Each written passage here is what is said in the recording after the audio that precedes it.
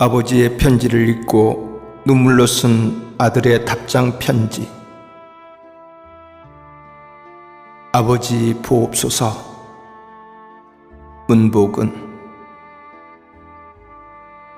아버지 보옵소서.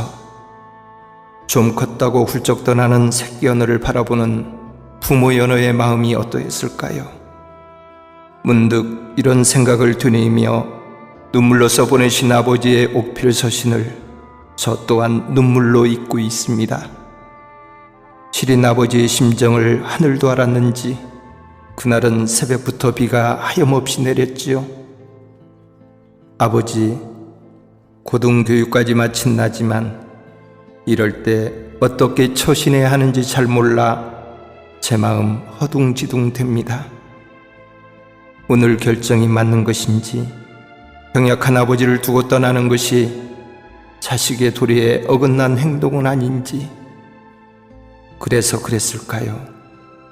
아버지는 아무런 말 없이 먼데 바깥쪽만 바라보셨고 나도 말없이 아버지를 지나쳐 나오고 말았지요. 밖에 나온 나는 차 시동을 걸 용기가 나지 않았습니다. 저 창문 안에 계실 아버지, 지금 내리는 빗방울 수만큼이나 많은 생각에 잠겨있을 아버지, 마지막 기대마저 와르르 무너지는 아픔, 그래서 돌적이가 떨어진 대문처럼 상심으로 몸과 마음이 기울어져 있을 아버지. 제 마음이 더 아프게 하는 것은 매번 듣던 차 시동 걸리는 소리가 웬일로 오늘따라 아버지의 신음소리로 들려오는 까닭은 무엇일까요? 마치 새끼 송아지 부르는 원앙소리 같은 애절함으로. 아버지, 비가 참 많이도 내립니다. 마치 나의 잘못을 꾸지람하듯 내리는 빗소리를 들으며 나는 생각했습니다. 이웃 사람들이 나를 가리켜 차가운 자식이라 말하고 아버지는 냉정한 자식이라고 말합니다.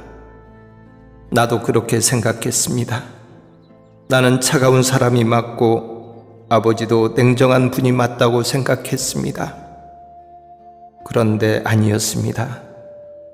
나는 차가운 자식이 맞지만 아버지는 절대 냉정한 분이 아니셨습니다. 나의 오해였습니다. 나에 대한 아버지의 무관심은 맹목적인 무관심이 아니셨습니다. 힘들게 살아가는 자식한테 가급적 편하게 해주려는 배려였고, 무표정한 표정은 묵시적인 신뢰를 나한테 보내는 아버지의 의지였습니다. 눈물 흔적이 자욱한 아버지의 편지를 읽으며 나는 알았습니다. 아버지는 마음 따뜻한 사람만이 가질 수 있는 눈물을 많이 보유한 분이십니다. 아버지 편지는 어느 햇살보다 더 따뜻했습니다. 제 어린 시절은 유난히 산만했다 하지요. 문득 생각납니다. 촐랑대다 길을 잃은 적이 있었습니다. 그때 아버지는 흐느끼던 나를 찾아다녔고, 나를 찾았을 때 아버지는 안도의 숨을 내쉬며 한동안 멍하니 계셨다고 하지요. 내 몸에 흙 묻은 것도 아깝다 하시며 등에 업고만 다니셨던 아버지, 이빨 썩는다고 난색하시며 내 손에서 빼앗은 눈깔 사탕과 어머니, 우는 내 손에 어머니 몰래 슬며시 쥐어주시던 그 눈깔 사탕과 따스한 아버지의 미소. 글 쓰시는 아버지, 당신 무릎팍에 나를 앉으시고 당신이 쓰신 동시를 구수하게 읊어주시던 아버지, 그토록 자상하신 아버지였는데 말씀도 잘하시고 내 말도 잘 들어주시던 아버지이셨는데, 그렇게 다정한 부사지간이었는데, 안타깝게도 대학 전공 문제로 아버지와 나는 크나큰 이견이 아버지와 나 사이에 허물 수 없는 장벽이 높이 생기고, 그 다음부터 나는 내 멋대로 살기 시작했지요. 뒤돌아보면 아버지의 마주침을 피해 집을 오고 가곤 했지요. 나는 철저하게 아버지로 향한 문을 닫았습니다.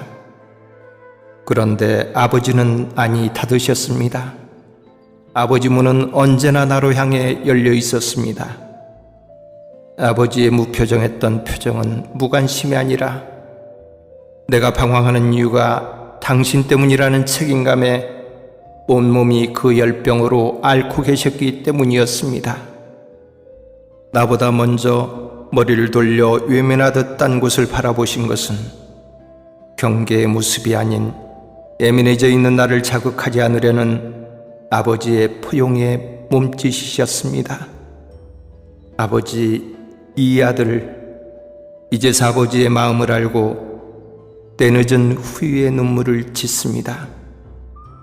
그동안 얼마나 힘드셨습니까?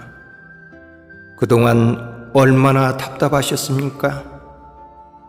나이 들어도 철부지 같은 아들을 보시며 얼마나 가슴을 움켜쥐셔야 하셨습니까? 아버지, 집이 왜 이리 적막합니까? 나 홀로 살면 좋을 줄 알았는데 참 쓸쓸하고 고독합니다. 그리고 왠지 눈물이 납니다.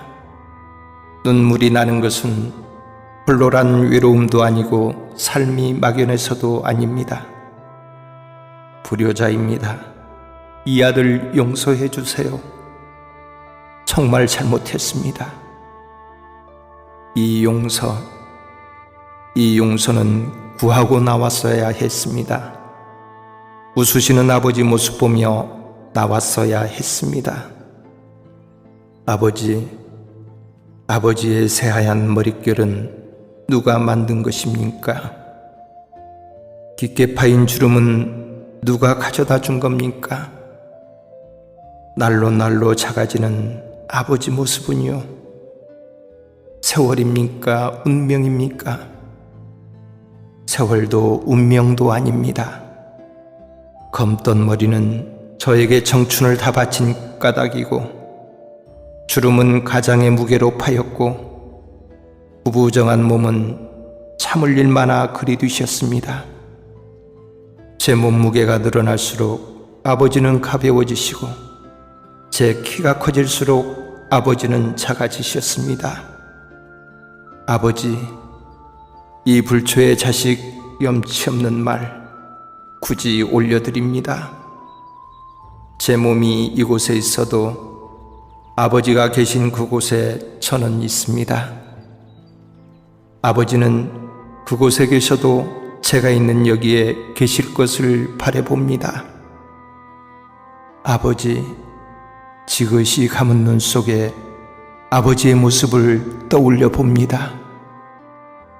앞으로 뻔질나게 찾아뵙기는 하겠지만 안부 전화는 수시로 하겠지만 아침마다 듣던 아버지의 기침소리, 안부 같은 그 기침소리 듣는 것만 하겠는지요? 예고 없이 발생하는 아버지의 위급 상황, 구급차도 빠르게 오겠지만 곁에 있는 나보다 더 빠르게 오겠는지요?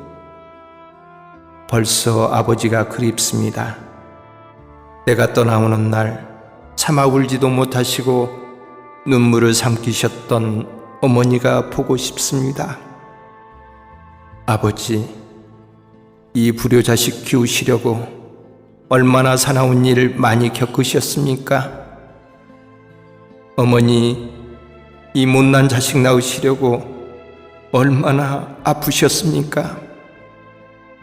오늘 새삼 이 노래가 생각나 아버지께 어머니께 눈물로 불러 올려드립니다. 나질제 괴로움 다 잊으시고 이르실제 밤낮으로 애쓰는 마음 진자리 마른 자리 가라앉으시며 손발이 바닳도록 고생하시네.